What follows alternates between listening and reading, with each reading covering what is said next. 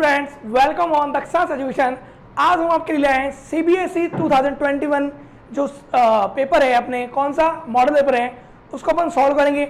उसमें मैं आपके लिए आया हूँ केमिस्ट्री के सॉल्यूशन कि अपन कोई भी अपने जो क्वेश्चन है उसको अपन कैसे सॉल्व करने हैं। जैसे अपने टर्म फर्स्ट में जो आएगा वो एमसीक्यू टाइप में आएंगे।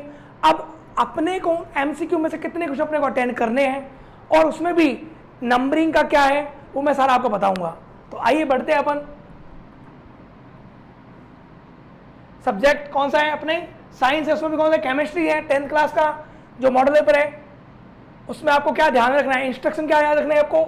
90 मिनट का आपका पेपर होगा। उसमें से क्या है जो क्वेश्चन है, क्वेश्चन पेपर कंटेंस 3 पार्ट, आपको 3 सेक्शन मिलेंगे A B and C. A section में क्या होंगे अपने पास 24 क्वेश्चन होंगे। उसमें से अपने को अटेम्प्ट कितने करने हैं, 20 ही करने हैं। अब ये ध्यान रखना, होशियारी मत करना वहाँ पे कि मीन्स हम तो ज़्यादा कर देते हैं। अगर मान लो 22 कर देते हो और सोचते हो कि चलो कोई नहीं, एक दो गलत होगा तो भी नंबर मिल जाएंगे, तो ऐसा नहीं होगा। क्यों? क्योंकि ध्यान रखना, आपको पहले जो 20 आप क्वेश्चन करोगे उनके ही नंबर मिलेंगे, जो भी आप पहले 20 क्वेश्चन करोगे, ठीक है ना। इसलिए ध्यान रखना आप 20 ही क्वेश्चन करना। क्लियर है? फिर सेक्शन बी में क्या होगा, उसमें भी आपको 24 मिलेंगे और आपको कितने करने हैं, एनी 20 क्वेश्चन करने हैं। उसमें भी सेम वही होगा कि मीन्स आपको पहले जो 20 क्वेश्चन आप अटेंड करोगे उनके ही नंबर मिलेंगे, ठीक है ना। फिर सेक्शन सी में क्या होगा, आपको 12 क्वेश्चन मिलेंगे, उसमें भी 10 क्वेश्चन आपको करने हैं। तो टोटल कितने क्वेश्चन हुए आपके, टोटल आपके पास जो क्वेश्चन हुए वो आपके पास कितने हुए, 20 तो आपको करने फर्स्ट सेक्शन में, सेकंड सेक्शन में भी कितने करने आपको 20 और थर्ड सेक्शन में आपको कितने करने 10। तो टोटल आपके पास कितने 50 क्वेश्चन आपके एग्जाम हो। उसमें भी केमिस्ट्री, बायोलॉजी और फिजिक्स होगा। मैं आपको केमिस्ट्री के सॉल्यूशन बताऊंगा कि अपने को कैसे करना है। क्लियर है? तो आइए बढ़ते हैं अपन आगे। नेगेटिव मार्किंग आपके नहीं होगी।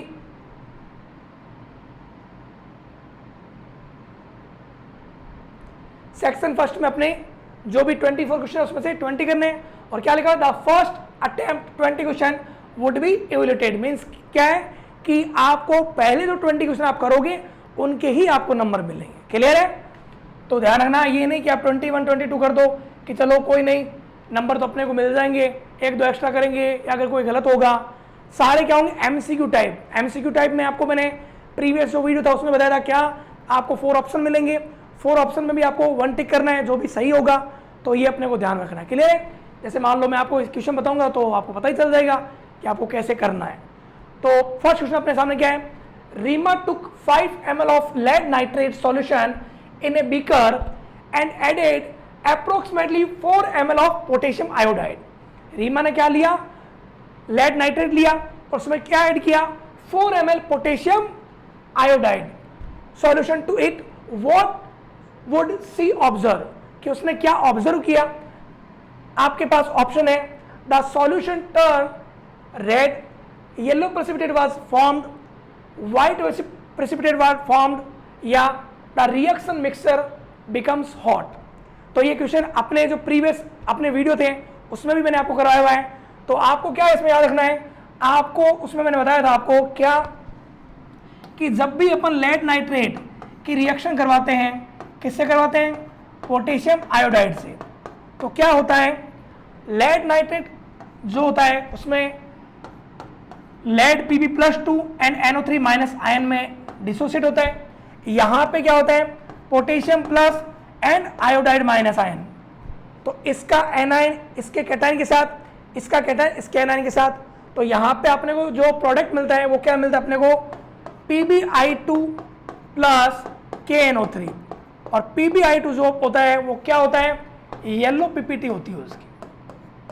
तो अपने जो ऑब्जर्व करेंगे वो ऑब्जर्व क्या करेंगे कि जब रीमा ने रिएक्शन करवाई किसकी, लेड नाइट्रेट की पोटेशियम आयोडाइड से, पोटेशियम आयोडाइड से, तो अपने को क्या मिला, येलो पीपीटी मिला।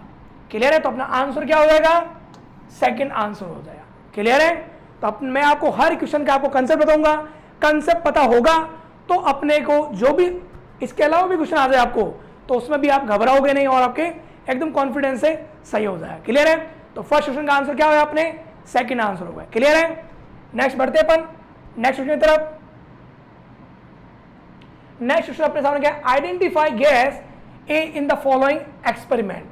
अपने को एक डायग्राम दे रखा है, देखो इसमें देखो क्या है, क्या दे रखा है आपको, आपको दे रखा है कि एक टेबल पर क्या है, जो भी एक्सपेरिमेंट उसमें क्या है, जिंक ग्रेन्यूल्स, और उसमें क्या मिक्स किया हुआ है, dilute sulphuric acid test tube में मिक्स किया हुआ है, और क्या बोला है कि फनल में उसको रखा हुआ है। यहां पे उन्होंने क्या देखा कि burning of gas A with A pop sound, की गैस यहां पे निकलती है वो पॉप साउंड के साथ निकलती है।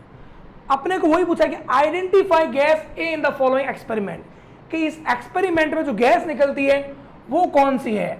अपने को इन्होंने ऑप्शन भी दिए हैं कि nitrogen, hydrogen, oxygen and carbon dioxide.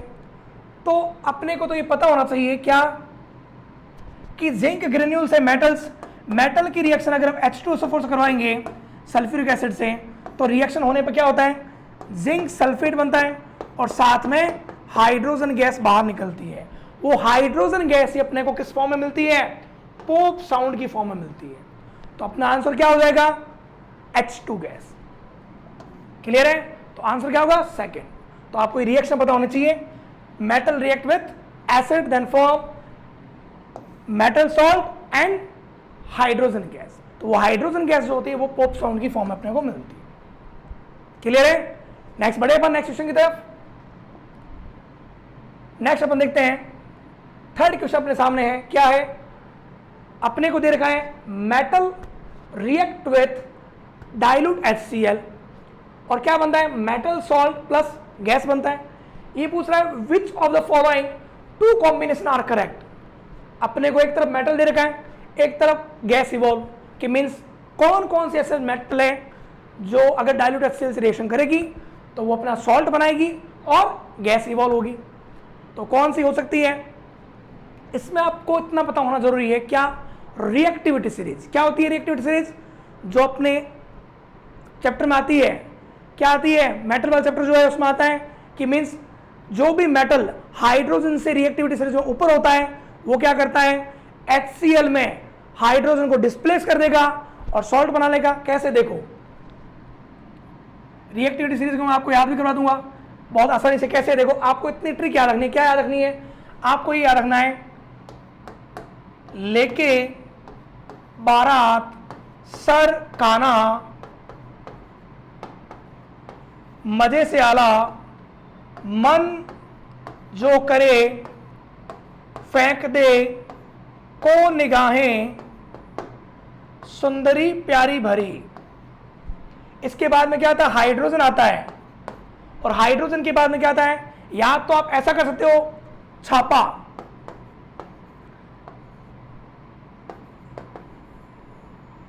Platinum and Au, या तो आप इसको ऐसे याद रख लो छापा। छापा में क्या आ गया, मतलब यहां से छापा से कॉपर, H मतलब क्या हो गया, मरकरी, A जो आ रहा है छापा में वो क्या आ गया, अपने सिल्वर आ गया, और P जो आ रहा है उसमें प्लेटिनम, और A मीन्स क्या आ गया, औरम।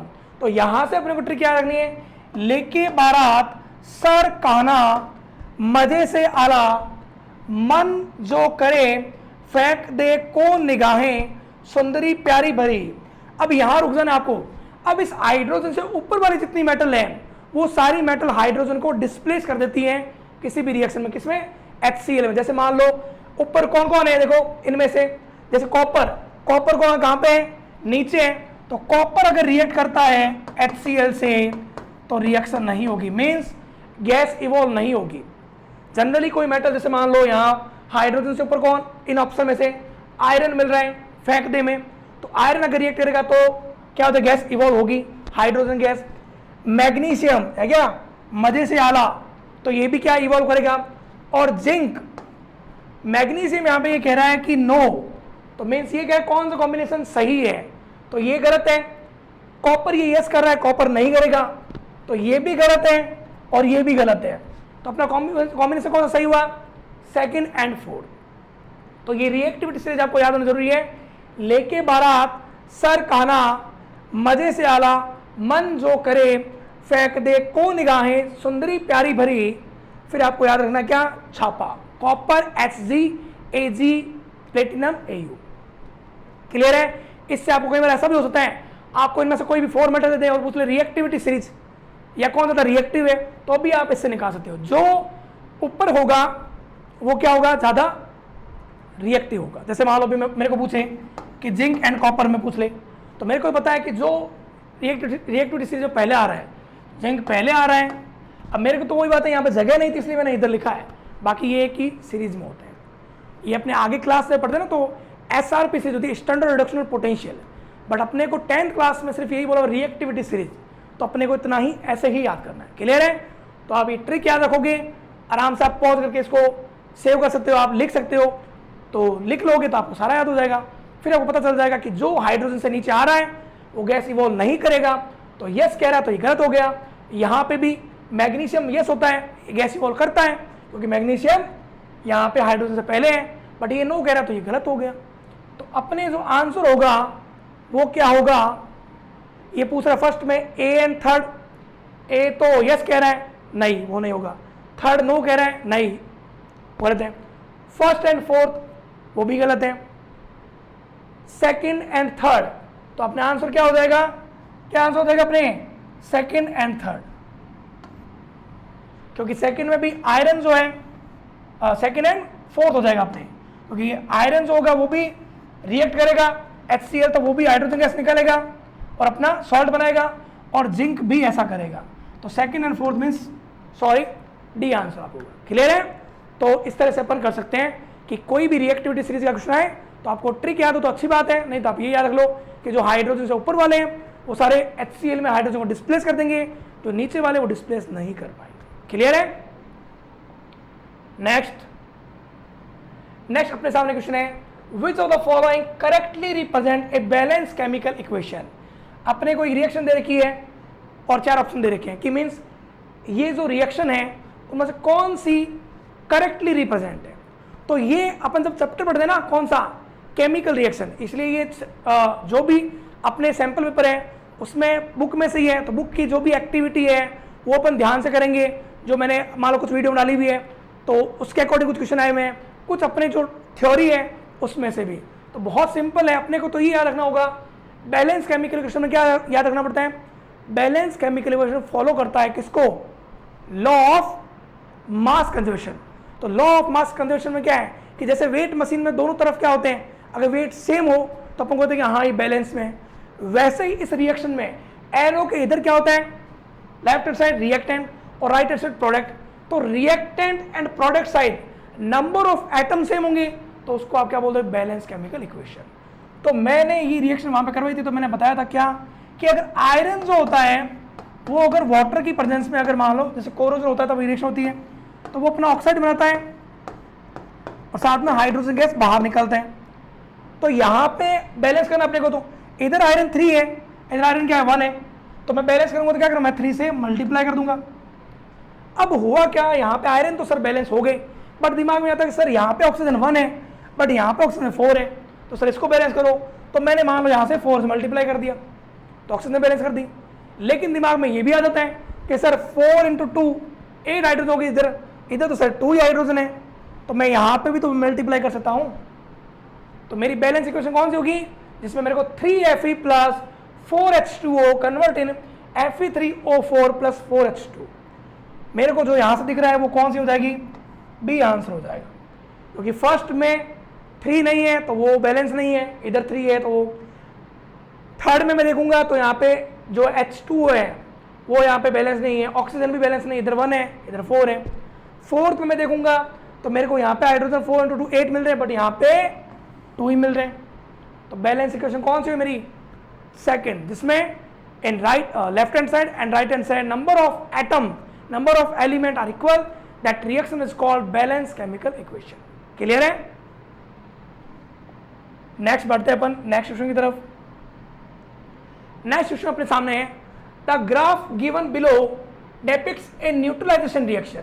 अपने को जो ग्राफ दे रखा है वो क्या है, न्यूट्रलाइजेशन रिएक्शन का दे रखा है। न्यूट्रलाइजेशन रिएक्शन क्या होती है, जब कोई एसिड बेस से रिएक्ट करता है, तो अगर मान लो दोनों ही क्या हो, दोनों ही अगर मान लो स्ट्रॉन्ग हो या दोनों ही वीक हो, जब उनकी पीच जो होती है वो क्या होती है 7 होती है, तब अपन बोलते हैं कि ये क्या है, या ऐसा भी बोल सकते अपन एसिड बेस से रिएक्ट करता है तो सॉल्ट प्लस वाटर बनाता है, तो वो रिएक्शन क्या होती है, न्यूट्रलाइजेशन होती है।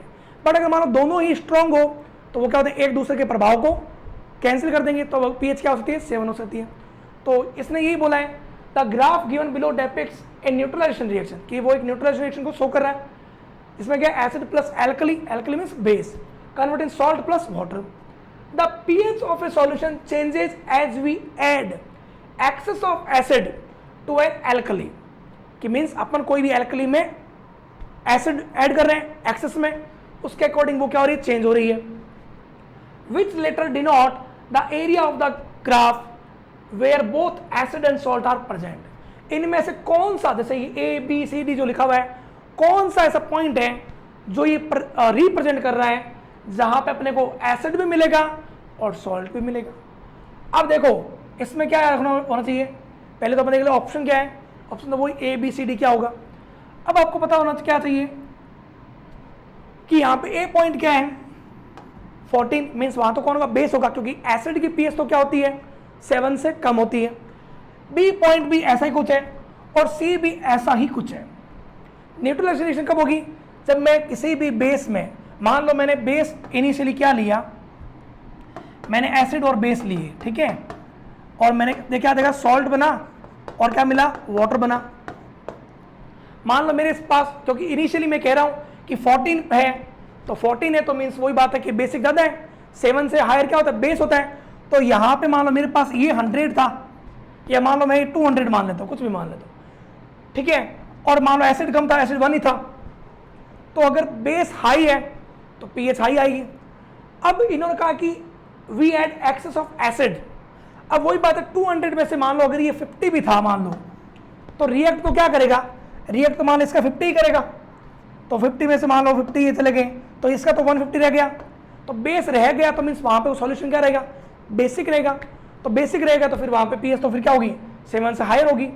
बट कुछ टाइम बाद इन्होंने क्या, क्योंकि ये कह रहे हैं we add excess of acid, तब एसिड को वो ऐड क्या कर रहे हैं, ऐड लगातार कर रहे हैं, तो एसिड लगातार ऐड करेंगे तो वो क्या होगा, एक टाइम होगा कि वो एसिड बेस ज्यादा होगा, तो वहां पे फिर जैसे मान लो अभी एक ऐसी कंडीशन है कि एसिड तो ले ले 150 और ये मान ले 100 ले ले, तो वहां पे फिर क्या होगा, एसिड भी मिलेगा क्योंकि वो तो सॉल्यूशन मिलेगा, एसिड ज्यादा है तो एसिडिक सॉल्यूशन होगा, एसिडिक सॉल्यूशन होगा तो पीएच क्या होगी, 7 से कम होगी। दूसरा उसमें क्या होगा, एसिड और बेस रिएक्शन करके हमें सॉल्ट भी मिलेगा, तो पॉइंट कौन सा हो सकता है ऐसा, 7 से कम वाला, डी पॉइंट हो जाएगा, क्योंकि डी पॉइंट देख लो यहां तक, सी पॉइंट तक क्या है 7 से ज्यादा है, उसके बाद में क्या आ रहा है, डी पॉइंट में 7 से कम, तो एसिड जब मिलाओगे तो एसिड की पीएच तो 7 से कम होती है, तो इसका मीन्स वो कौन सा पॉइंट हो जाएगा, डी वाला पॉइंट हो जाएगा। क्लियर है, तो ये आपको ध्यान रखना जरूरी है कि इनिशियली क्या था अपने पास, इनिशियली अपने पास बेस था, क्यों, क्योंकि दिख ही रहा है ए पॉइंट पर वो क्या है 14 पीएच है, मीन्स वो बेसिक था, तो बेसिक हायर था, बेसिक में मैंने एसिड ऐड किया तो इनिशियली क्या हुआ, धीरे धीरे वो कम हो रहा है, तो मीन्स क्या एसिड पहले कम था, फिर अगर मैं एक्सेस में ऐड करूंगा तो एक टाइम ऐसा आएगा कि एसिड ज्यादा हो जाएगा बेस से, तो फिर एसिड ज्यादा हो जाएगा तो एसिड प्लस बेस बनाएंगे तो सॉल्ट ही, तो ये पॉइंट पर वो सॉल्ट भी मिलेगा, बट हायर एसिडिक होगा, तो हायर एसिडिक होगा तो पीएच क्या होगी, 7 से कम होगी। क्लियर है, तो कौन सा पॉइंट हो जाएगा अपने, डी पॉइंट हो जाएगा। क्लियर है, नेक्स्ट अपने सामने रिएक्शन है, in the reaction of iron with copper sulphate solution, क्या दे रहा है अपने को, कॉपर सल्फेट की रिएक्शन दी हुई, आयरन क्या बनता है, कॉपर प्लस FeSO4, क्या हो गई ये रिएक्शन, डिस्प्लेसमेंट रिएक्शन हो गई। देख लो आयरन है हाई रिएक्टिव मेटल, इसीलिए मैंने वो ट्रिक आपको याद बताई थी, जो लेके बारात सर खाना मजे से आला, मन जो करे फेंक दे को निगाहें सुंदरी प्यारी भरी। वैसे उसमें आगे तुम ये भी बना सकते हो, देखो उसमें भी इंटरेस्टिंग भी, जो मैंने होता है ना छापा, उसमें भी आप ऐसा बना सकते हो, क्या, इसमें उल्टा कर लेना, ठीक है, यही वाला, क्यों हग करने आज आई पिटी औरत फिर से, या तो ऐसा कर लो या फिर वही छापा, तो छापा में सी आ जाएगा, यहाँ से एच आ जाएगा, यहाँ से ए आ जाएगा, यहाँ से पी आ जाएगा और यहाँ से ए आ जाएगा, तो मीन्स इस तरह से आपको याद हो सकता है कि ये हाइड्रोजन से नीचे वाले हैं जो हाइड्रोजन को डिस्प्लेस नहीं कर पाते हैं। क्लियर है, लो रिएक्टिव। अब यहाँ पे इसने कहा कि रिएक्शन दे रही है, कॉपर सल्फेट रिएक्शन दे रही है आयरन से, तो आयरन कॉपर को डिस्प्लेस करके क्या बनता है, आयरन सल्फेट प्लस कॉपर। पूछा which option in the given table correctly the substance अब इसमें दे रखा है correctly the substance represent the substance oxidise and reducing agent. अपने को ये देखना है कि इन रिएक्शन में कौन तो ऑक्सीडाइज हुआ है और रिड्यूसिंग एजेंट क्या है। बात लगभग से क्यों? क्योंकि जो ऑक्सीडाइज होगा वो दूसरे को रिड्यूस करेगा, जो दूसरे का रिडक्शन करे और खुद का ऑक्सीडेशन करे वो क्या होता है? Reducing agent. तो यहां पे क्या हुआ, इस रिएक्शन में आयरन जो है उसने कॉपर में से ऑक्सीजन को हटा दी। अपने को पता होना चाहिए अब रिडक्शन वाली बात, रिडक्शन 3 चीजों में पता होना चाहिए। क्या हो, अगर कोई भी मेटल ऑक्सीजन के साथ ऐड होती है, ऑक्सीजन के साथ जुड़ती है, या उसमें से हाइड्रोजन निकलता है या उसमें से इलेक्ट्रॉन निकलता है, तो उसका ऑक्सीडेशन होता है। अगर किसी मेटल में हाइड्रोजन ऐड होती है, ऑक्सीजन निकलता है और इलेक्ट्रॉन भी ऐड होता है, तो होता है रिडक्शन। तो यहां पे इसमें क्या हुआ, ऑक्सीजन पहले ऐड थी बट यहां इससे ऑक्सीजन निकल गई, तो जिसमें से ऑक्सीजन निकल गई उसका तो क्या हो गया, जिसमें से ऑक्सीजन निकल गई उसका तो हो गया रिडक्शन। और पहले आयरन में ऑक्सीजन थी नहीं बट अब ऑक्सीजन से ऐड हो गया तो उसका क्या होगा, ऑक्सीडेशन। तो आयरन ने खुद का तो ऑक्सीडेशन किया बट कॉपर सल्फेट का क्या कर दिया, रिडक्शन कर दिया। तो जो दूसरों को रिड्यूस करे वही तो क्या होता है, रिड्यूसिंग एजेंट। तो आयरन क्या हो गया, रिड्यूसिंग एजेंट।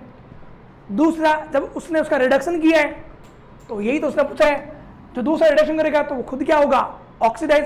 तो ऑक्सीडाइज भी कौन हुआ है, आयरन हुआ है। क्लियर है? बाकी अगर आप ऑप्शन आप देखोगे तो इसमें भी आयरन है बट यहाँ पे रिड्यूसिंग एजेंट ये कह रहा है FeSO4, तो FeSO4 थोड़ी है, FeSO4 में तो वो कन्वर्ट हुआ है। अपने रिड्यूसिंग एजेंट जाना है, रिड्यूसिंग एजेंट वो होता है जो दूसरों का रिडक्शन करे और खुद का ऑक्सीडेशन करे। क्लियर है? कॉपर ऑक्सीडाइज नहीं हो रहा, कॉपर तो रिड्यूस हो रहा है। अब अगर अपना हायर क्लास में आता है ना तो वहाँ पे भी आता है, पता चल जाता है अपने को कि कॉपर यहाँ पे +2 में है और यहाँ पे 0 में है। तो वही बात है कि इसमें इसका मीन्स इसने इलेक्ट्रॉन लिए हैं, जो इलेक्ट्रॉन लेता है वो रिड्यूस होता है। लेकिन 10th के बेसिस में ये बता सकता हूँ तुम्हें कि जिसमें से ऑक्सीजन निकलती है वो क्या होता है, रिड्यूस होता है, और जिसमें से ऑक्सीजन ऐड होती है जिसमें वो क्या होता है, ऑक्सीडाइज होता है। तो यहाँ पे तो कॉपर में से ऑक्सीजन निकली है, इसका मीन तो रिड्यूस हुआ है, ऑक्सीडाइज नहीं हुआ। तो थर्ड भी नहीं होगा और फोर्थ भी नहीं होगा। क्लियर है? तो आंसर क्या हो जाएगा, अपने फर्स्ट आंसर हो जाएगा। नेक्स्ट क्या है, the chemical reaction between copper and oxygen can be categorise as. अपने को एक रिएक्शन दे रखी है, क्या दे रखी है कि कॉपर की अगर रिएक्शन हो किससे, ऑक्सीजन से, तो कॉपर की ऑक्सीजन से होगी तो बनेगा तो क्या, कॉपर ऑक्साइड ही बनेगा। अब यहां पे आपको ऑप्शन ये दे रखे हैं, क्या आपको इस रिएक्शन में ऐसा देखने को मिल रहा है कि कोई मेटल किसी को डिस्प्लेस कर रहा है। डिस्प्लेसमेंट रिएक्शन तो कब होती है, जब high reactive metal react with low reactive metal salt then form metal salt and low reactive metal। तो यहां पे तो मैं बोल सकता हूं कि हाई रिएक्टिव मेटल ने लो रिएक्टिव मेटल को डिस्प्लेस कर दिया, तब तो मैं बोल सकता हूं डिस्प्लेसमेंट रिएक्शन। ना मेरे को ये दिख रहा है कि कोई भी, जैसे मान लो कोई रिएक्शन हुई, AgCl हुआ, मैंने यहां पे इसको हीट दिया, हीट देने पर ये Ag + Cl2 में डिसोसिएट हो गया। तो मेरे को ये भी नहीं दिखा कि 1 reactant convert in 2 and more than 2 product, तब मैं बोल सकता हूँ decomposition reaction। मेरे को तो क्या मिला, when 2 and more than 2 reactant combine then form a single product, that reaction is called combination reaction। Fourth भी नहीं हुआ, क्यों, फोर्थ तब होता है जैसे ये डिस्प्लेसमेंट है, वैसे अगर 2 आयंस का डिस्प्लेसमेंट हो तब अपन बोल सकते हैं कि वो डबल डिस्प्लेसमेंट। जैसे अपन रिएक्शन देखते हैं बुक में दी हुई अपने, silver nitrate react with NaCl, क्या होता है ये, silver nitrate plus NaCl, AgNO3 react with NaCl। तो वहां पे क्या होता है, वहां पे ये टूटता आयंस में, Ag plus NO3 minus ions, Na plus Cl minus ion. तो ये Cl माइनस आयन डिस्प्लेस होके AgCl बना लेता है YPPT, और ये NO3 माइनस आयन NaNO3 बना लेता है। तो 2 आयन का डिस्प्लेसमेंट होता है, इसलिए इसको तो बोलता है डबल डिस्प्लेसमेंट रिएक्शन। बट अपने को तो कह रहा है कॉपर एंड ऑक्सीजन में, तो कॉपर प्लस O2 में कोई भी डिस्प्लेस भी हुआ नहीं, ना कोई डिकम्पोज हुआ और ना कोई डबल डिस्प्लेस हुआ, तो क्या हुआ, कंबाइन हुआ। तो रिएक्शन कौन सी हो जाएगी, कॉम्बिनेशन रिएक्शन हो जाएगी। क्लियर है? बहुत सिंपल है, बहुत सिंपल, ठीक है ना। तो अपने को तो कंसेप्ट समझना है, कंसेप्ट समझोगे तो आपको कोई भी दिक्कत नहीं होगी। नेक्स्ट क्वेश्चन आपकी स्क्रीन पे, विच of the given options correctly represent the parent acid and base of calcium carbonate. क्या कह रहा है ये, अपने को दे रखा है, ऑप्शन भी दे रखा है, टेबल दे रखी है कि parent acid and base of calcium carbonate. अगर मान लो तुम्हें सीधी सी बात है, कैल्शियम कार्बोनेट, आपको कैल्शियम कार्बोनेट में कहीं पे भी आपको H+ दिख रहा है क्या, कहीं पे H+ दिख रहा है, कहीं पे OH- दिख रहा है, तो जो आपने पता होगा आर्यनेस ने कहा था जो H+ देता है वो एसिड होता है, जो OH- देता है वो बेस होता है। तो जो ना H+ दे रहा है ना OH- दे रहा है, इसका मीन्स वो क्या है, सॉल्ट है। सॉल्ट किससे बनेगा, एसिड से और बेस से। अब तुम्हें इनमें से देखना है कि कौन सा ऐसा पेरेंट एसिड और पेरेंट बेस होगा जिससे कैल्शियम कार्बोनेट बन सकता है। तो वैसे तो देखो सीधे ही हो सकता है, कैल्शियम कार्बोनेट में क्या होता है, कैल्शियम कार्बोनेट ये होता है। डायरेक्ट अगर करना हो ना, जैसे मान लो 4 ऑप्शन के क्वेश्चन है आपके दो, तो देखो इनमें से कोई भी ऐसा नहीं है जिसमें इसके अलावा कहीं पे कार्बन आ रहा है। इसमें कार्बन है तो अगर आपको डायरेक्ट ही करना हो, मान लो किसी ने साल में पढ़ाई भी नहीं की तो वो भी डायरेक्ट कर सकता है। लेकिन तरीका अगर बात करें अपन, तो तरीके के अकॉर्डिंग क्या हो सकता है, अपने को कैल्शियम कार्बोनेट बनाना है। तो जब मैंने बता दिया कि सेकंड है, तो सेकंड में बेटा कैसे बनता है, H2CO3 जो एसिड है उसकी रिएक्शन अपन करवाते हैं किससे, कैल्शियम हाइड्रोक्साइड से। तो एसिड तो क्या देता है आपको पता ही है, H+, साथ में जो भी आयंस कार्बोनेट आयंस, और बेस क्या देगा, बेस अपना देगा OH- आयंस और साथ में कैटायन कैल्शियम +2। H+ और OH- मिलकर वाटर बना लेंगे, कैल्शियम +2 एंड कार्बोनेट मिलकर क्या बना देंगे, कैल्शियम CO3- 2 जो इसका कैटायन, जो इसका एनायन इसका कैटायन, तो कैटायन एनायन से रिएक्शन करके क्या बना लेंगे, कैल्शियम कार्बोनेट बना लेंगे। तो इस तरह से आपको पता होना चाहिए। अगर डायरेक्ट भी, कि डायरेक्ट इनमें से कोई भी ऑप्शन ऐसा नहीं है इसमें कार्बन है, तो वैसे कर सकते हो। तरीका यही है कि एसिड जब बेस रिएक्शन करेगा तो सॉल्ट प्लस वाटर बनाएगा। तो यहाँ से एसिड देख लो कौन सा एसिड है जिसमें से अपने को कार्बोनेट मिल सकता है। यहाँ पे फॉस्फेट मिलेगा, यहाँ से सल्फेट मिलेगा SO4-2, यहाँ से क्लोरीन माइनस मिलेगा, कार्बोनेट यहाँ से मिलेगा, और कैल्शियम वही बात है, इन तीनों में से किसी में से मिल सकता है। तो कैल्शियम कहाँ से मिलता है, यहाँ से मिलता है। क्लियर है, तो ये अपने सेकंड आंसर होता है। नेक्स्ट,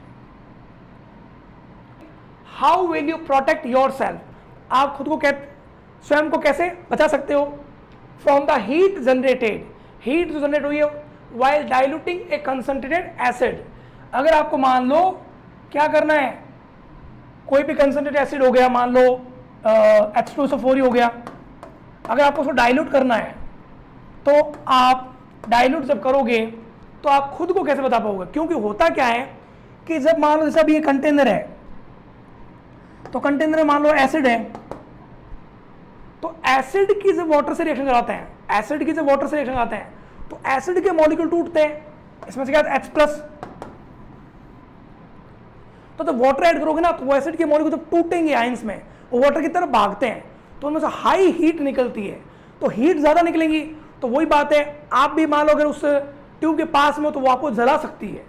तो इसके लिए आपको क्या करना चाहिए, तो वही ऑप्शन ये दे रहा है कि मीन्स आपको क्या करना चाहिए, by adding acid to water with constant stirring, by adding water to acid with constant stirring, by adding water to acid followed by base, by adding base to acid with constant stirring। तो वहां पे आपको क्या करना है कि ध्यान रखना, आपको एसिड में वाटर नहीं मिक्स करना है। आपको क्या करना है, जो भी वाटर ले लो उसमें, वाटर में जब आप एसिड मिक्स करोगे तब क्या होगा, वो बाद में टूटता है क्योंकि उसकी जो एनर्जी है वो वाटर के मॉलिक्यूल ले लेते हैं अंदर, वो अंदर की तरफ जाएगी हीट, तो वो वाटर के मॉलिक्यूल ले लेंगे। लेकिन जब आप एसिड में वाटर ऐड करोगे तब क्या होगा, वो वाटर के मॉलिक्यूल की तरफ भागेंगे, तो हो सकता है कि वहां से जो हीट निकले, क्योंकि बहुत ज़्यादा हीट निकलती है, तो हो सकता है आपके चेहरा जल जाए। तो इसलिए आपको क्या करना है, by adding acid to water with constant stirring, लगातार आपको उसको हिलाते भी रहना है। क्लियर है, ताकि क्या हो, जो भी उसकी एनर्जी हो वो वाटर के मॉलिक्यूल को मिल जाए। क्लियर है, तो आंसर क्या हो जाएगा, फर्स्ट आंसर हो जाएगा। Next, why is it important to balance a skeletal chemical equation? कोई भी केमिकल इक्वेशन को बैलेंस क्यों करना चाहिए? To verify law of conservation of energy, law of conservation energy को बैलेंस करने के लिए, to verify the law of constant proportion, to verify the law of conservation of mass, to verify the law of conservation of momentum. तो क्यों करना चाहिए? आपको पता होना चाहिए, मैंने अभी थोड़ी देर पहले बताया था कि कोई भी वेट मशीन होती है तो वेट मशीन के दोनों तरफ अगर मान लो जो वेट सेम होता है तभी अपन कहते हैं कि बैलेंस में है। वैसे ही कोई भी रिएक्शन तभी बैलेंस होती है जब उसके राइट हैंड साइड जो मान रिएक्टेंट है और एरो के बाद में जो प्रोडक्ट है, नंबर ऑफ एटम जब सेम होंगे तो उनका वेट सेम होगा। वेट सेम होगा तो वो किसको फॉलो करते हैं? कंजर्वेशन ऑफ मास को। लॉ ऑफ कंजर्वेशन ऑफ मास को अगर वो फॉलो करेंगे तभी अपन बोल पाएंगे कि वो क्या है? एक बैलेंस स्केलेटल इक्वेशन है। तो किसको फॉलो करेंगे? वेरीफाई द कंजर्वेशन ऑफ मास को। क्लियर है? जैसे एग्जांपल दूं क्या? जैसे मान लो अभी अपने पीछे भी रिएक्शन देखी थी आयरन वाली, वैसे ही मान लो जब ये है कैल्शियम ऑक्साइड मान लो वाटर से रिएक्शन करता है तो क्या बनाएगा? कैल्शियम हाइड्रोक्साइड बनाएगा। तो मेरे को इसको बैलेंस करने के लिए क्या है? इस तरफ कैल्शियम 1 है, इस तरफ कैल्शियम 1 है, इस तरफ हाइड्रोजन 2 है, 1 × 2 इस तरफ 2 है, ऑक्सीजन 1 × 2 इधर भी 2 है, यहाँ पे ऑक्सीजन 1 यहाँ पे 1। तो जब आप देखोगे तो इनका जो मास मिलेगा वो भी आपको सेम मिलेगा। जैसे कैल्शियम का मास होता है कितना? 40 होता है। ऑक्सीजन का कितना होता है? 16 होता है। तो 40 + 16 56। H2O को सर आपको पता होगा कितना होता है? H2O का 18 होता है। तो 40 + 16 कितना हुआ? 56। 56 में आप 18 ऐड कर लो, कितना हो जाएगा? 74। कैल्शियम का वेट कितना? 40, 1 ऑक्सीजन का 16, 1 हाइड्रोजन का 1, 17 × 2 कितना हो गया? 34। 40 + 34 क्या आ गया? 74। तो इस तरफ भी क्या? 74 रिएक्टेंट साइड और प्रोडक्ट साइड भी क्या होगा? 74। जब मास सेम है दोनों तरफ तो आप उसको क्या बोलेंगे कि मास में क्या कंजर्वेशन है। जब मास ऐसा बोलते हैं ना कि कोई भी ऐसी रिएक्शन जिसमें मास ना तो अपन क्या कर समाप्त कर सकते ना ही क्रिएट कर सकते हैं, ठीक है ना। Mass nor neither be destroy nor be created, balance chemical equation formed. That reaction is called balance chemical equation. और जो लॉ होता है उस लॉ को अपन क्या बोलते हैं? कंजर्वेशन ऑफ मास बोलते हैं। क्लियर है?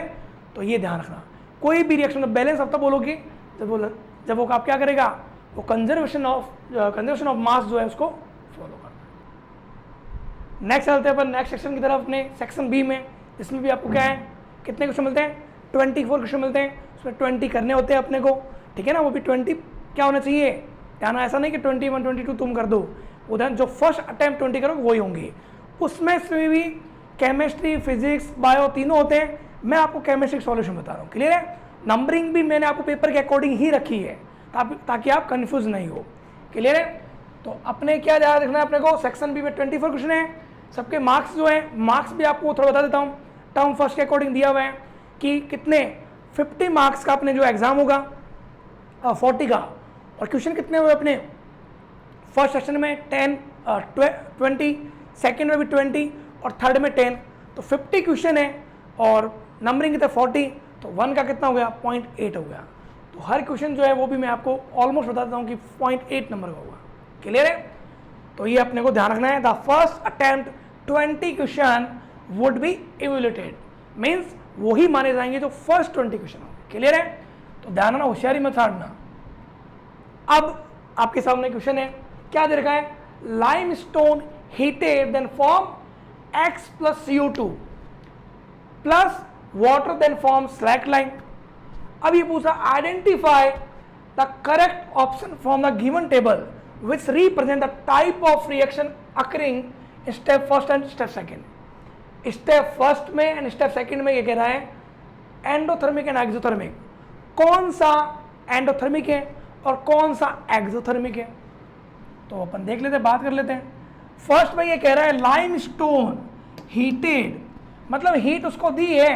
लाइमस्टोन क्या होता है? Calcium carbonate. कैल्शियम कार्बोनेट को जब तुम हीट दोगे तो वो कैल्शियम ऑक्साइड प्लस CO2 में ब्रेक होता है और यहाँ पे फिर क्या होता है, जब हीट तुम दोगे तो वो कौन सा प्रोसेस होता है, एंडोथर्मिक। दूसरा तुम ऐसा भी समझ सकते हो क्या, when a simple compounds convert in 2 and more than 2 product, that reaction is called decomposition reaction.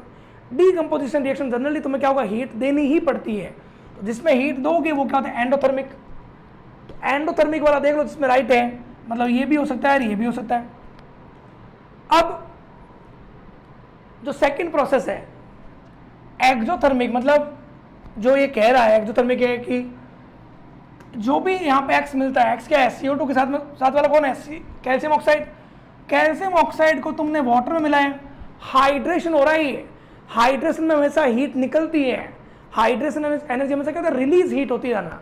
जब किसी को भी तुम सॉल्यूबल करते हो तो सॉल्यूबल करने के लिए, क्योंकि उसमें तुम घोलोगे ना तो उसमें से हीट निकलती है, तो हीट जब निकलती है किसी प्रोसेस से तो अपन डेल्टा एस नेगेटिव लिखते हैं, और वो कौन सी रिएक्शन होती है, एक्सोथर्मिक। तो स्टेप सेकंड क्या हो जाएगा, एक्सोथर्मिक। तो एक्सोथर्मिक वाला राइट कौन सा है, ये। तो मींस आंसर कौन सा हो जाएगा आपके, एंडोथर्मिक एंड एक्सोथर्मिक, मतलब सी आंसर हो जाएगा आपकी। सी जो ये बता रहा है कि फर्स्ट वाला तो क्या है, एंडोथर्मिक है, और सेकंड स्टेप आपका कौन सा है, एक्सोथर्मिक है। क्लियर है, तो आंसर क्या हो जाएगा, थर्ड आंसर हो जाएगा। नेक्स्ट क्वेश्चन बहुत ही शानदार है क्वेश्चन, थोड़ा सा दिमाग लगाना पड़ेगा अगर आपके पास है तो। देखो, in which year is concentration of hydrogen ion in the highest. आपको दे क्या रखा है, इसने दे रखा है रेन पीएच वैल्यू। मान लो कहीं पे बारिश हो रही है कई सालों से, 2000 से 2011 तक, और उसने बताया कि जो उस रेन का जो पीएच वैल्यू है वो उसका एक ग्राफ बताया उसने, ये ग्राफ, ये जो पीएच बढ़ रही है। अब ये पूछा है कि in which year is concentration of hydrogen ion is the highest. तो हाइड्रोजन आयन की कंसंट्रेशन जब हाईएस्ट होती है, मतलब H+ आयन हाईएस्ट होगा, तो अपन क्या बोलेंगे, वो हायर एसिडिक है। हायर एसिडिक है मीन्स उसके पीएच क्या होगी, कम होगी, होगी ना पीएच कम। पीएच इक्वल टू क्या होता है, -log10 H+। तो जब H+ कंसंट्रेशन हाई होगी तो उसकी पीएच कम होती है, तो जिसकी पीएच कम है वो देख लो वो ईयर कौन सा होगा, H+ हाईएस्ट वाला। तो कौन से में देख लो, ये जो पॉइंट है वहां पे पीएच वैल्यू सबसे कम है, तो सबसे जब पीएच कम है तो पीएच कम होगा तो वो क्या होगा, more acidic. More acidic means क्या है, H+ हाई। तो यही तो इसने पूछा है कि किस में पीएच हाई है, तो वो कौन सा पॉइंट हो जाएगा, 2002 में क्या था, पीएच कम थी, पीएच कम थी मीन्स H+ आयन हाई था, मीन्स वो क्या था, मोर एसिडिक था। क्लियर है, तो इस तरह से अपने को करना है कंसेप्ट, ध्यान रखना अपने को। नेक्स्ट क्वेश्चन आपकी स्क्रीन पे, Vinay observe that the stain of curry on a white shirt. Vinay ने क्या ऑब्जर्व किया कि मीन्स जो कड़ी होती है वो मान लो उसके व्हाइट शर्ट पर गिर गई थी, तो उससे क्या हुआ, जो धब्बा बन गया, बिकम्स रेडिश ब्राउन, उसका कलर चेंज हो गया, क्या, रेडिश ब्राउन हो गया था। व्हेन सोप इज स्क्रब्ड, उसने जब उस जो भी साबुन है सोप से उसको स्क्रब किया, रगड़ा, तो उसने देखा क्या, but it turns yellow again when the shirt is wash with plenty of water, कि जब वापस उसको वॉश किया तो क्या हो गया, वो कलर वापस चेंज हो गया। What might be reason for this observation, ये जो ऑब्जर्वेशन किया है कलर चेंज होने का, उसका क्या रीजन हो सकता है, इनमें से। तो क्या हो सकता है, soap is acidic in nature, आपको सेलेक्ट करना है इन 4 में से कौन से सही है, ठीक है ना। Soap is acidic in nature, होता है क्या soap acidic, soap is basic in nature. Third क्या, turmeric is a natural indicator which give reddish tint in base. और फोर्थ क्या है, turmeric is a natural indicator which gives reddish tint in acid. तो क्या answer होगा, answer होगा अपने, soap acidic नहीं होता है, सोप में तो मिले होते क्या होते हैं, फैटी एसिड होते हैं, वीक एसिड होता है, स्ट्रॉन्ग बेस होता है, तो बेसिक होता है, मीन्स ये तो सेकंड सही हो जाएगा। टर्मरिक जो अपनी हल्दी होती है वो क्या होती है, एसिडिक होती है, तो एसिड जब बेस से रिएक्ट करेगा तब वो क्या करता है, रेडिश कलर देता है, तो मीन्स क्या हो जाएगा, सेकंड एंड थर्ड। तो सेकंड एंड थर्ड वाला ऑप्शन कौन सा है, बी है, तो कौन सा आंसर हो जाएगा अपना, बी आंसर हो जाएगा। क्लियर है, तो ये अपने को ध्यान रखना है। नेक्स्ट, नेक्स्ट आपको क्वेश्चन दे रखा है, in which of the following setup would the bulb glow. ये आपको सेटअप दे रखा है, इसमें क्या किया हुआ है, इन्होंने क्या किया, एक मान लो कि एक ग्लास में इन्होंने क्या किया, एक सेटअप किया है एनोड कैथोड बना के और बैटरी से अटैच कर दिया, और उन्होंने जो इलेक्ट्रोलाइट लिया है वो इलेक्ट्रोलाइट क्या है, एक में लिया डाइल्यूट HCl सॉल्यूशन, क्या लिया है, डाइल्यूट HCl सॉल्यूशन, एक में लिया अल्कोहल इन वाटर, इसमें शुगर सॉल्यूशन, और इसमें पूछा लाइम वाटर, और बोलते in which of the following setup would be the bulb glow.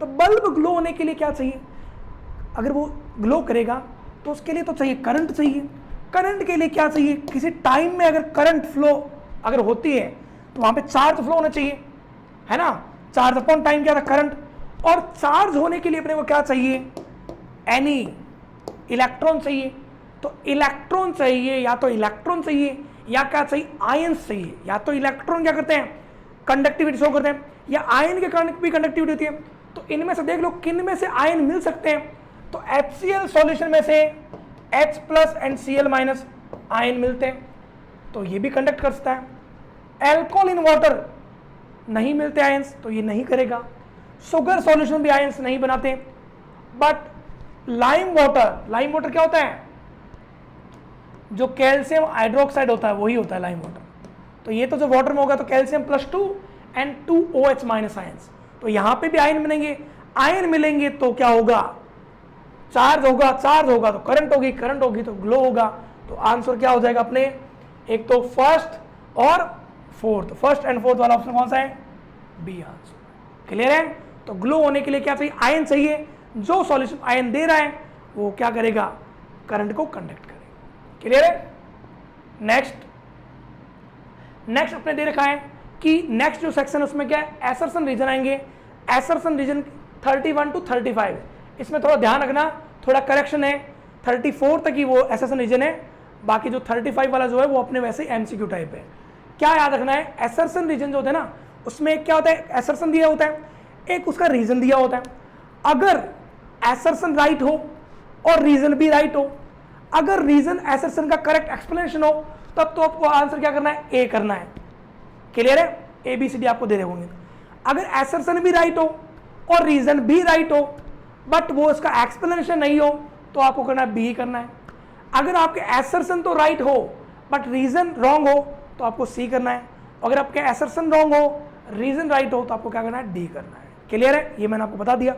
अब अपन बढ़ते हैं, करते हैं अपन, देखो बहुत ही शानदार क्वेश्चन है। क्या क्वेश्चन है, एसर्सन दे रहा, fresh milk in which baking soda is added takes a longer time to set as curd. बहुत गहरी बात है, कैसे, ये कह रहा है fresh milk in which baking soda जो होता है एक बेसिक सॉल्यूशन होता है, और बेसिक सॉल्यूशन जो होता है उसकी pH क्या होती है, मोर देन 7। ये कह रहा है अगर मैं फ्रेश मिल्क में बेकिंग सोडा अगर ऐड करता हूं तो क्या होता है, कर्ड दही बनने में टाइम ज्यादा लगेगा, तो ये एसर्सन क्या सही है क्या, कर्ड इसमें क्या होता है, लैक्टिक एसिड होता है, मतलब एसिड होता है, तो एसिड की pH तो लेस देन 7, मैं एक बार मान लेता हूं कि 5 होती है, मिल्क की कितनी होती है, 6 होती है, तो 6 को 5 होने में टाइम तो ऐसे भी लगेगा, लेकिन अगर अपन मैं इसमें एसिडिक ही मिलाता तब तो क्या होता, इतना टाइम नहीं मिलता, क्योंकि ये भी एसिडिक है, एसिड भी अगर मिलाएंगे तो क्या होगा, वो उसका अपना इफेक्ट दिखाएगा, बट मैं यहां पे मिला रहा हूं बेसिक सॉल्यूशन, तो बेसिक सॉल्यूशन तो उसकी pH को फिर क्या करेगा, बढ़ाएगा, तो कम होने में क्या टाइम तो लगेगा, तो ये सही कह रहा क्या, fresh milk in which baking soda is added takes a longer time to set as curd. Clear है, क्योंकि ये बेसिक है इसलिए क्या होगा, ये इसके pH को कम होने में टाइम लगेगा, तो एसर्सन तो सही है। रीजन ये कह रहा है baking soda decrease the pH value of fresh milk to below 6। Baking soda decrease थोड़ी करेगा, बेकिंग सोडा तो खुद क्या है, बेसिक है, तो बेसिक है तो वो तो इंक्रीज करना चाहिए, तो ये बात क्या हो गई, रॉन्ग हो गई, मीन्स इसमें एसर्सन सही है बट रीजन रॉन्ग है, आंसर क्या हो जाएगा, सी आंसर हो जाएगा। क्लियर है, क्या हो जाएगा, सी आंसर हो जाएगा। नेक्स्ट आपका एसर्सन है क्या, decomposition of vegetable matter into compost is an endothermic reaction. क्या बोल रहा है? डीकम्पोजिशन ऑफ वेजिटेबल, जो वेजिटेबल होती है उसका डीकम्पोजिशन होता है matter into compost, endothermic reaction. तो ये नहीं होता है. अगर कोई भी मैटर डीकम्पोज होती है तो उसमें से हीट निकलती है, और हीट जिस प्रोसेस में निकलती है वो क्या होता है? एक्सोथर्मिक होता है. क्या होता है? एक्सोथर्मिक होता है. तो यहाँ पे ये तो एंडोथर्मिक नहीं होगा, मीन्स एसेशन रॉन्ग हो गया. Decomposition reaction involve breakdown of a single reactant into simple product. हाँ, ये बात हो सकती है कि decomposition reaction involve breakdown. Decomposition में ब्रेकडाउन होता है, एक सिंगल रिएक्टेंट जो होता है वो मोर देन प्रोडक्ट में कन्वर्ट होता है. तो हाँ, ये सही है. तो एसर्शन रॉन्ग है बट रीजन सही है, तो आंसर क्या हो जाएगा? डी हो जाता है. क्लियर है? क्या आंसर हो जाएगा अपने? डी आंसर हो जाएगा. तो केमिस्ट्री के एसर्शन 2 ही थे. नेक्स्ट अपने पास क्वेश्चन क्या है? The table given below show the reaction of a few elements. Table दे रही है अपने को, show the reaction of a few elements with acid and base to evolve hydrogen gas. तो एसिड और बेस दोनों से जो रिएक्ट करते हैं उनको अपन क्या बोलते हैं? एम्फोटेरिक बोलते हैं. ठीक है ना? जो एसिड, ये यही बोलना चाह रहा है. क्या बोलना चाह रहा है? कि ऐसे मेटल जो एसिड और बेस दोनों से रिएक्ट करें, अपना सॉल्ट और साथ में क्या हाइड्रोजन गैस इवॉल्व कर रहे हैं. तो ये बोलता है the table given below show the reaction of a few elements with acid and base to evolve hydrogen gas. में ये कह रहा है ए एलिमेंट एसिड से रिएक्ट नहीं करता है, बेस से भी रिएक्ट नहीं करता है. बी जो है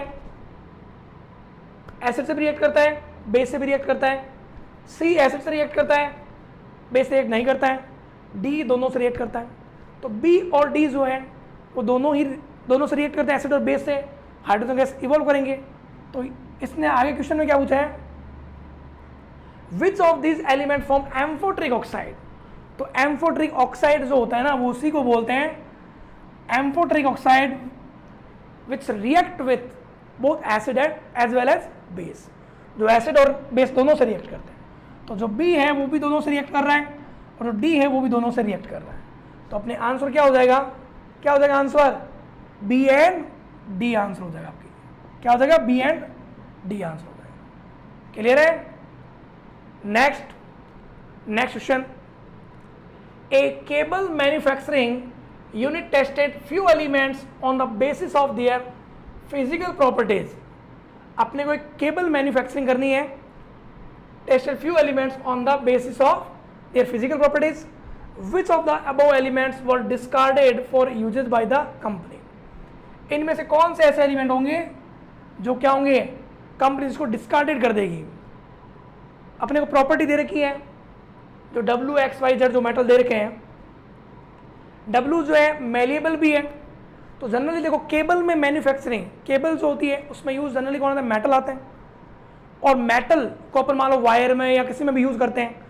तो जो मेटल की प्रॉपर्टी होती है, अगर वो प्रॉपर्टी होगी तब तो हम उनको यूज़ करेंगे, नहीं तो क्या कर देगी जो कंपनी उसको डिस्कार्डेड कर देगी. तो वो अपने को वही देखना है कौन से ऐसे एलिमेंट है जिनमें ये प्रॉपर्टी नहीं है. जैसे W है वो मेलेबल भी है. मेलेबल मीन्स क्या होता है? जिन हिंदी में अपने बोलते हैं आघात वर्धनीय, कि मीन्स जिनको क्या हो, अगर किसी भी मान लो हामर से मान लो स्ट्राइक करें तो अगर वो एक क्या होता है लेयर की फॉर्म में अगर चेंज हो जाए तो उस प्रॉपर्टी को मेलेबल बोलते हैं. डक्टाइल, अगर किसी को अपन वायर में चेंज कर दें, मान लो खींच कर दें, जैसे कॉपर के वायर होते हैं ना, तो W में तो वो भी मिल रही है. इलेक्ट्रिकल कंडक्टिविटी, आप मान लो जितने भी वायर हैं उसमें कंडक्टिविटी होती है, तभी मान लो क्या होता है अपने घर में क्या आती है? लाइट आती है. तो कंडक्टिविटी नेचर भी होनी चाहिए, तो W में तो वो भी है. मेल्टिंग पॉइंट, और मेटलों का मेल्टिंग पॉइंट क्यों? क्योंकि इनमें जो फोर्स होता है वो भी क्या होता है? बहुत स्ट्रॉन्ग फोर्स होता है. जनरली आयनिक बॉन्ड या इलेक्ट्रोस्टैटिक फोर्स मिलता है तो वो क्या स्ट्रॉन्ग फोर्स होता है. तो उनको मेल्ट करने के टेम्परेचर भी क्या देना पड़ेगा? हाई देना पड़ेगा. तो W की तो सारी प्रॉपर्टी मिल रही है, तो उसको तो अपन यूज शायद कर सकते हैं. X में देख लेते हैं, मेलेबल नहीं है, डक्टाइल भी नहीं है, और मेल्टिंग पॉइंट भी कम है, तो इसका तो यूज फिर होगा नहीं.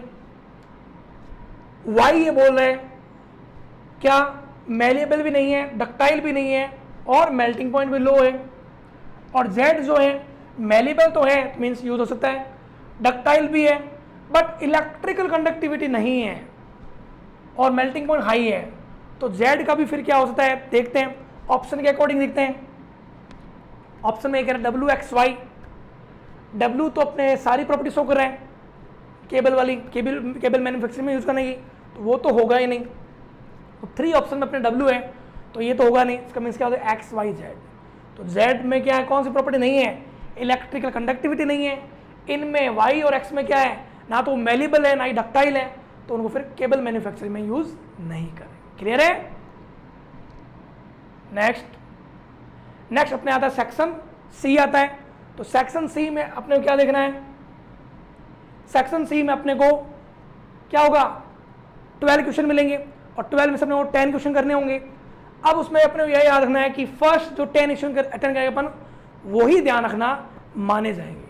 ऐसा नहीं कि तुम और दूसरे भी क्वेश्चन कर दो और सोचो कि क्या है तो ये गलत हुआ तो वो सही हो जाएगा, ऐसा नहीं होता। ठीक है ना, आपके एग्जाम में ऐसा नहीं होगा। अब अपने को देखिए केस बेस्ड स्टडी, बहुत इंपॉर्टेंट क्वेश्चन है। कई बार बच्चे क्या होते हैं, इतना बड़ा लिखा हुआ देखते हैं तो घबरा जाते हैं, तो अपने को ध्यान घबराना नहीं है, बहुत सिंपल है। क्या है, अपने को देखिए सॉल्ट थ्योरी क्या दे रखा है, from the New Indian Express 9 March 2021, 9 March 2021 को the salt pans in Marakkanam a port town about 120 kilometre from Chennai. Chennai से 120 किलोमीटर दूर एक कोई जगह है, वहाँ से क्या हो रहा है, 3rd largest producer of salt in Tamil Nadu, जहाँ से क्या होता है सबसे ज़्यादा, मीन्स 3rd नंबर पर ये सॉल्ट प्रोड्यूसिंग एजेंट की फॉर्म में। क्लियर है? Separation of salt from water is a laborious process. जो सॉल्ट को अलग करना होता है, NaCl मान लो, MgCl2 मान लो, इनको जो अलग करना होता है वो कहते हैं लेबोरियस प्रोसेस होता है। And the salt obtained is used as raw material for manufacturing of various sodium compounds. तो जो भी सोडियम कंपाउंड होते हैं वो अगर अपन बनाना है तो अपने को सॉल्ट चाहिए, तो सॉल्ट चाहिए तो जहाँ पे सॉल्ट प्रोड्यूस होता है वहाँ से अपने को लेना पड़ेगा। तो यही कह रहा है कि सॉल्ट जो होता है वो क्या होता है, रॉ मटेरियल की फॉर्म में यूज करते हैं। जैसे मान लो सोडियम का भी मान लो अपने को बेकिंग सोडा मिले, तो बेकिंग सोडा का मान लो अपने हीटिंग करें तो अपने को क्या मिल सकता है, सोडियम का दूसरा मटेरियल, तो उनको रॉ मटेरियल की फॉर्म में यूज करते हैं। अब नेक्स्ट क्या है, one such compound is sodium hydrogen carbonate NaHCO3 use in baking soda की फॉर्म में। एंड एन एंटासिड, मान लो क्या होता है, एंटासिड जो मेडिसिन होती है उनमें भी उनका यूज होता है। जैसे मिल्क ऑफ मैग्नीशिया आपने सुना होगा, MgOH कॉल्टवाइज, उसमें वो तो कहते हैं मैग्नीशियम का होता है, वैसे NaOH भी होता है, या NaHCO3 जो अपने इनो में होता है एंटासिड की फॉर्म में। And is sodium acid fire extension, क्या होता है, सोडियम में कुछ एसिड जो होता है इनको क्या होता है, जो भी फायर कहीं पर आग लगती है तो उसको रोकने में भी यूज होता है, तो ये फायर एक्सटेंसर भी होते हैं। अब इस बेसिस पर अपने को टेबल दे दिया था, table show the mass of various compound obtain when 1 litre of sea water is evaporated. अपन 1 लीटर सी के वाटर को अगर इवोपरेट करेंगे तो उनमें से जो अमाउंट मिली है सॉल्ट की वो अपने को टेबल में दे रखी है। उसके बेसिस पे क्वेश्चन दे रहे होंगे, जैसे कंपाउंड दे रहे हो सोडियम क्लोराइड, तो अगर मान लो 1 लीटर सॉल्ट, 1 लीटर किसको, सी वाटर, उसको अगर इवोपरेट करेंगे तो उनमें से NaCl कितना मिलता है, 28 ग्राम मिलता है। मैग्नीशियम क्लोराइड कितना मिलता है, 8 ग्राम मिलता है। मैग्नीशियम सल्फेट कितना 6 ग्राम मिलता है। कैल्शियम सल्फेट कितना मिलता है, 2 ग्राम मिलता है। कैल्शियम कार्बोनेट कितना मिलता है, 1 ग्राम मिलता है। टोटल अमाउंट कितना मिलता है 1 लीटर में 45 ग्राम मिलता है सिर्फ, देख लो इतना ही मिलता है। क्लियर है? अब दिमाग में सर हमें करना क्या है, इतना बड़ा आपने क्वेश्चन बता दिया, ये बता दिया, करना अपने को ये है, केस बेस्ड स्टडी में ये क्वेश्चन अपने को मिलेंगे। इन्होंने पूछा which compound in the table react with acid to release carbon dioxide. जो टेबल है ना उनमें से कौन सा, जो टेबल में जो अपने को दे रखे हैं, ये देखो ये टेबल में जो दे रखे हैं, इनमें से कौन सा ऐसा है जो अगर रिएक्ट करे किसी एसिड से क्या देगा, कार्बन डाइऑक्साइड। NaCl है, कैल्शियम सल्फेट है, CaCO3 है, MgSO4 है। तो आप रिएक्ट ही करवा लो, देखो अपन करवा लेते हैं। NaCl की रिएक्ट कराता हूँ मैं किससे, एसिड से मान लो, तो यहाँ पे तो फिर एसिड में मान लो H2SO4 ले लेता हूँ, चलो तो क्या होगा यहाँ से, तो फिर क्या होगा, ये 2H+ देगा और ये सल्फेट आयन देगा, यहाँ से क्या मिलेगा Na+ Cl-, तो उसका कैटायन इसके एनायन के साथ में, तो ये तो Na2SO4 बनाएगा, और ये H+ Cl HCl, तो CO2 तो मिला नहीं, ये तो पूरा कार्बन डाइऑक्साइड कौन रिलीज करता, तो ये वो होगा नहीं। कैल्शियम सल्फेट एसिड कोई भी ले सकते हो आप, मान लो कि मैं यहाँ पे HCl भी लेता हूँ, तो क्या होगा कैल्शियम सल्फेट, क्या calcium +2 SO4 - 2 H+ and Cl- है, तो इसका कैटायन उसके एनायन के साथ में, तो ये तो अपने H2SO4 बना लेगा एसिड, और साथ में कैल्शियम यहाँ पे अगर 2 मोल लेता हूँ तो कैल्शियम क्लोराइड बना लेगा, तो CO2 तो कहीं निकली नहीं, तो ये भी नहीं होगा।